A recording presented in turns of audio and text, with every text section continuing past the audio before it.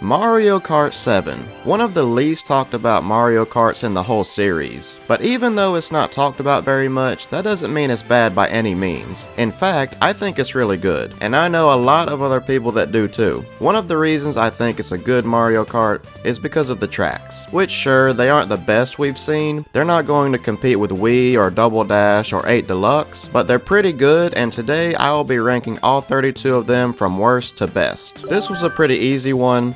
The first track in the game is also the worst one. Shouldn't be much of a surprise. Toad Circuit just doesn't really offer anything of value here, except for the first gliding section of the game and the music, which isn't even exclusive to this track.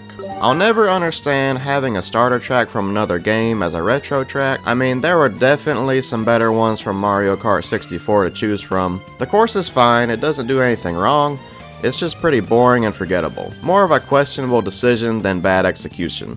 For the most part, this game has some fantastic retro track selections, but this isn't one of them. This isn't a bad track or anything, but the SNES courses aren't exactly my favorites. They did add a gliding section at the end to make it a little more exciting though, and that's something, I guess. Okay, look, I know there's some Neo Bowser City enjoyers out there, and I'm not trying to call this course trash or anything, but it's just not for me. I'm not crazy about the futuristic vibes here, and the layout just isn't very fun to me, especially at the end with those rain puddles that make you spin out. I mean, whose idea was that? Even though this is a flat retro, it's not bad at all. The music is great, there's some thwomps to avoid, and they added another gliding section. It is, however, fairly short, and just isn't that exciting compared to more modern Bowser castles, but it is still a decent retro. It's pretty obvious that Cheep Cheep Lagoon was made just to demonstrate the new underwater mechanics, and it does a fine job of that. I like the beginning where you jump off the ramp into the lagoon, and the cave section is nice too, but that's basically the whole track. I remember playing it for the first time and thinking that was it, after I finished the first lap. To be fair, it is a Mushroom Cup course, but still too short. The first ever Rainbow Road may be flat, but still is a pretty good time in Mario Kart 7. The road looks great, the thwomps are still there, and now they make waves on the road for you to trick off of. Of course, this is in my opinion the worst Rainbow Road, so it's not as good as it could be, but Mario Kart 7 did it well. Daisy Hills is a fairly underrated track in my opinion. It feels like a pretty typical second course with the upbeat music and pretty short length, but it also has the first real gliding section of the game. It's not super memorable, which is why it's this low, but I do enjoy it from time to time. Luigi's Mansion has always been kind of back and forth for me. Yes, it's based off the GameCube game, but you're only actually in the mansion for like a fifth of the race, and then you're driving in mud, which can be annoying. It's still a good course, but when I hear people say it's one of the best from DS, I don't necessarily agree with that, but the added gliding ramp is a welcomed addition. The last Mushroom Cup track, I've seen a lot of fans for Shy Guy Bazaar, especially people asking for it to be added to the Booster Course Pass, and while I don't think it's one of the better tracks in this game, I can see why people love it. The layout combined with the theme and music makes for a fun race, and you even get to fly with Shy Guys on magic carpets. One of my favorite beach tracks, Koopa Troopa Beach, always makes me feel like I'm on vacation, but the race is fun as well, especially with that waterfall shortcut, which is extremely satisfying to pull off. It pains me to put one of my favorite N64 courses this low, but the rest of the tracks are just better. With that being said, Calamari Desert is still as fun as ever. The train, the music, the vibes, all still immaculate. And what do you know, they added a gliding ramp. Who could have seen that coming? The fact that a Mario circuit is this high should tell you how good this one is. I mean, you get to bounce off a mushroom and then drive through Peach's castle. Sure, it's for like 5 seconds, but it's still cool. I also like the big pipe at the end that you can trick off of. At the end of the day, it's still Mario Circuit, but it's at least not a super boring one. I'm sure many of you think this is too low for Woohoo Loop, but I've always thought it was slightly overrated. Yes, it's a place from Wii Sports Resort, which is cool and all, but as a track itself, it's not anything crazy. It makes me think of Shroom Ridge, but with no laps, which is a unique thing that this track has. I definitely enjoy this track, especially the music and overall vibe, but I personally can't put it over a lot of the other ones. Honestly, these two courses are interchangeable for me. You could ask me tomorrow which one I like better and I might say Woohoo Loop, but Maku Woohoo is a good track. It's also a section course, which gives it more replayability. It's got the cave section, a shortcut through a little castle, but the best part is the ending with the biggest gliding section in the game. That combined with the music and the sunset makes for a majestic last few seconds. One of my favorite tracks from DS, DK Pass, is pretty much unchanged here, which is a good thing, because the original has such great vibes and aesthetics. The music combined with the snowy mountains has such a cozy feeling to it, and avoiding the giant snowballs is a nice challenge. If you watched my most underrated track in every game video, you'll know I chose Rosalina's Ice World for this game. Now, does that mean it's an amazing track? No, but it's very solid. I like the ice slopes part and the section where you choose to drive on top of the ice or underwater. It is, however, pretty short and not that exciting, with not really anything being memorable, which is why no one ever seems to talk about it. But still a pretty good course in my opinion. A solid double dash course, Dino Dino Jungle is arguably better in this game with the added gliding sections, especially the one near the end where you can fly around the dinosaur's head. Also, the bridge section is much easier with 7's driving mechanics as opposed to double dashes. It took long enough for them to make a Mario Kart track based on warp pipes, but here we are. Piranha Plant Slide is honestly one of my favorite nitros, and it's even better in Mario Kart 8. It's basically like if Teenage Mutant Ninja Turtles had a racing game, just with no rats. This track was basically designed to show off the gliding mechanics, and it does a great job of that. It's also just a fun race.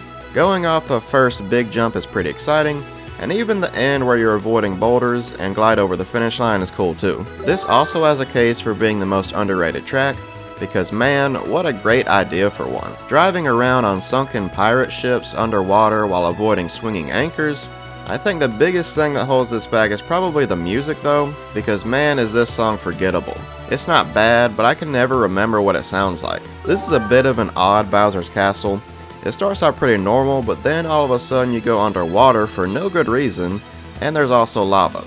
Oh, and there's a big spinning barrel, because why not? It's also kind of on the shorter side compared to other Bowser's Castles, but with all that said, it's still an enjoyable race, especially the gliding section at the end, and the music is pretty great too. One of the better Bowser's Castle themes. Overall, definitely not one of the best Bowser's Castles, but still a good course. Mushroom Gorge is such an iconic track from Wii, and it's still great here, although it's not as great as the original because the mushrooms just don't feel the same. They work fine, but they're not as bouncy as satisfying as the ones in Wii. Also, I'm not crazy about the gliding mushroom at the end. I mean, did we really need a gliding section on every single course, Nintendo? I know I'm complaining a lot, but this is still Mushroom Gorge, and Mushroom Gorge will never not be fun. If you like Donkey Kong Country, you'll probably like DK Jungle. Since it's based off Donkey Kong Country Returns for the Wii, there's all kinds of obstacles and enemies, fun turns and jumps, and even a temple with a big banana in it. Not to mention this has one of the best songs in the game.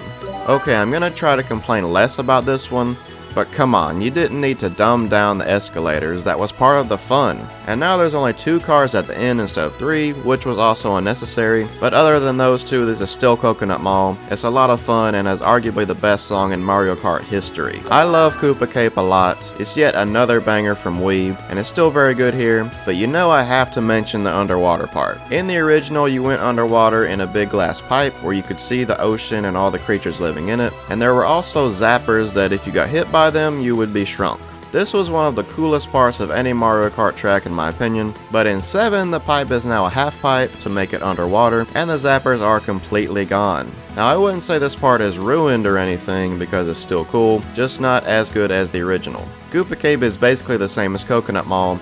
Not as good as the Wii version, but still a great track, so that's why it's so high. Man, it is really nuts how great this game's retros are, and Airship Fortress definitely contributes to that. This is considered by some to be the best track in Mario Kart DS, and it's basically unchanged here. Of course you have the cannon part, which is now technically a glider section, but it's really the same. It still has all the great obstacles like bullet bills and lasers, and just an overall cool vibe. In my opinion, Music Park is one of Nintendo's best track ideas. A course made out of musical instruments that actually play when you drive on them.